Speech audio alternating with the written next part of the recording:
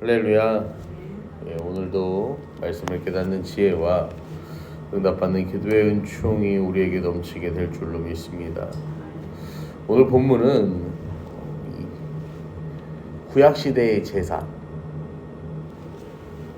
즉 이 동물을 제물로 바치는 이 제사의 한계를 이야기하면서 스스로 자기의 몸을 속죄의 제물로 바치신 이 예수님의 사역의 위대함과 초월성에 대해서 증거하는 본문입니다. 1절을 보시면 율법은 장차 올 좋은 일의 그림자일 뿐이요 참 형상이 아니므로 해마다 늘 드리는 같은 제사로는 나오는 자들을 언제나 온전하게 할 수 없느니라. 이 율법과 그 율법을 기반으로 드리는 이 동물을 제물로 바치는 제사는 한계가 있다라는 것입니다.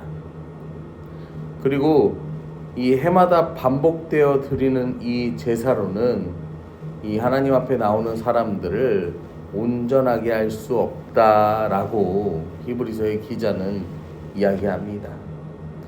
여러분, 온전하게 한다라는 것은요, 사람이 하나님 앞에 설 수 있도록 한다라는 의미를 담고 있습니다. 오늘을 살아가는 우리는 사실 이 이야기에 대해서요 조금 별로 심각하게 생각하지 않죠. 왜냐면은 이 시대를 살아가는 사람들은요 율법보다 복음이 먼저요.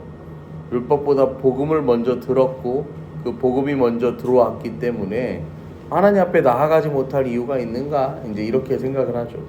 그런데요, 히브리인들에게 있어서는요, 그들은 복음을 들었지만 그들에게 있어서 율법은요, 그들의 정체성이에요. 포기할 수가 없는 거예요.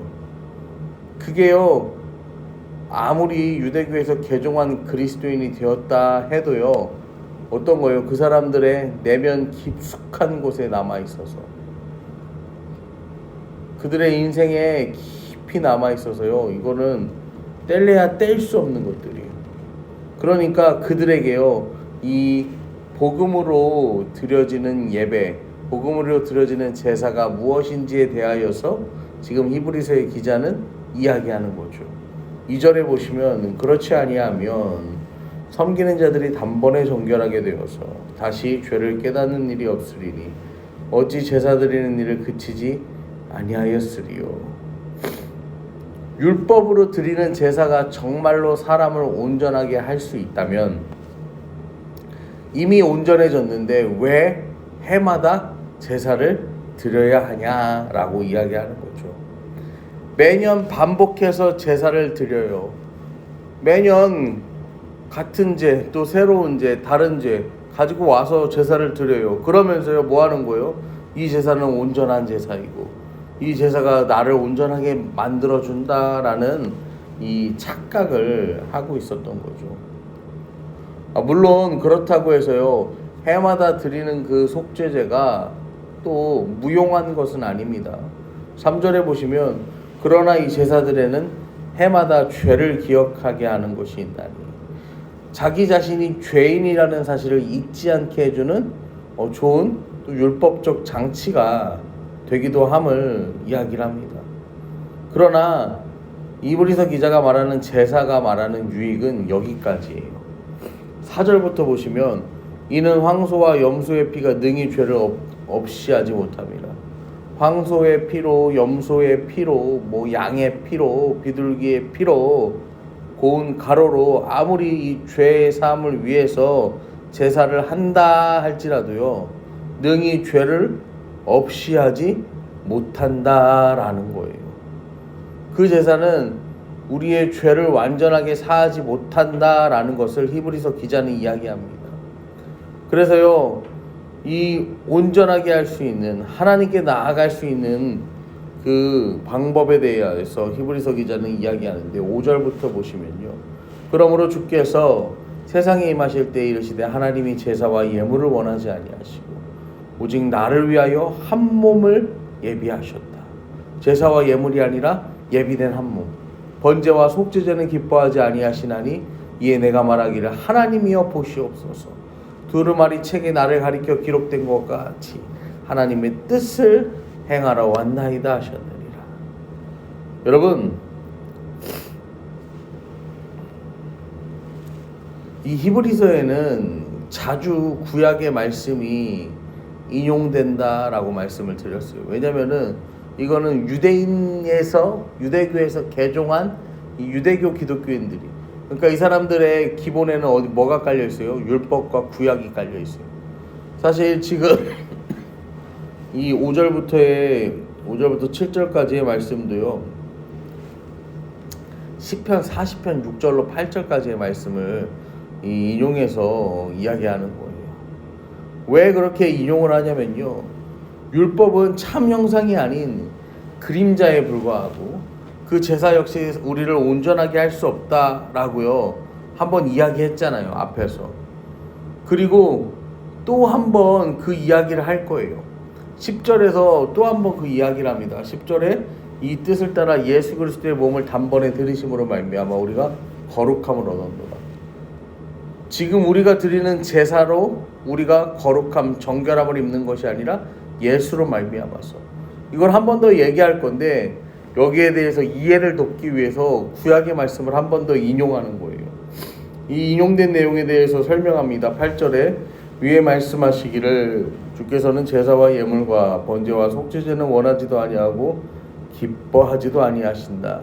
하나님이 제사도 예물도 번제도 속죄제도 원하지도 않고 기뻐하지 않으신대요. 왜냐면은 이는 다 율법을 따라 드리는 것입니다. 이제는 율법이 아니라는 거예요. 이제는 뭐라는 거예요? 단번에 그 모든 이 제물이 되어주신 예수 그리스도, 그 예수를 따라가는 거. 여러분, 그게 장차 올 형상의 그림자에 불과한 이 율법적인 제사에 지금 매이지 말아야 함을 이야기하는 거죠. 9절에도 보시면 그 후에 말씀하시기를 보시옵소서. 내가 하나님의 뜻을 행하러 왔나이다 하셨으니 그 첫째 것을 폐하심은 둘째 것을 세우려 하심이라. 여러분, 예수님께서요 이 말씀을요 우리가 세번역 성경으로 좀 더 쉽게 보면요, 보십시오 나는 주님의 뜻을 행하러 왔습니다 하셨습니다. 그리스도께서는 두 번째 것을 세우시려고 첫 번째 것을 폐하셨습니다. 율법을 폐하고 이제는 복음을 세우시는 거예요. 그리고 10절에 보시면 이 뜻을 따라 예수 그리스도의 몸을 단번에 들이심으로 말미암아 우리가 거룩함을 얻었노라. 여러분, 여기서 거룩하다라는 헤기아스메논이라는 건요, 이 완료 분사로 기록이 되어 있는데, 이게 뭐냐면은 예수 그리스도를 믿는 모든 자들은 어떻게 되었다는 거예요? 거룩하게 되었다라는 거예요. 그리고 스스로 그것을 이룬 것이 아니라 예수 그리스도의 보혈의 능력으로 말미암아 되었다라는 뜻입니다. 여러분, 율법으로 드리는 동물을 제물로 바치는 그 제사는요, 사람을 온전하게 하지 못하였습니다. 하지만 그 예수님께서 십자가를 지시고 우리를 대신하여 죽으신 그 예수님의 희생의 제사로 말미암아서 우리는 하나님과 화목하게 되었습니다. 예수님께서 우리를 위하여 이 세상에 오신 것도 하나님의 뜻에 따른 순종의 결과였습니다. 여러분, 하나님이 진정으로 기뻐하시는 제사는요, 율법이나 형식의 메인 제사가 아니라 하나님의 뜻을 따르는 순종입니다. 순종.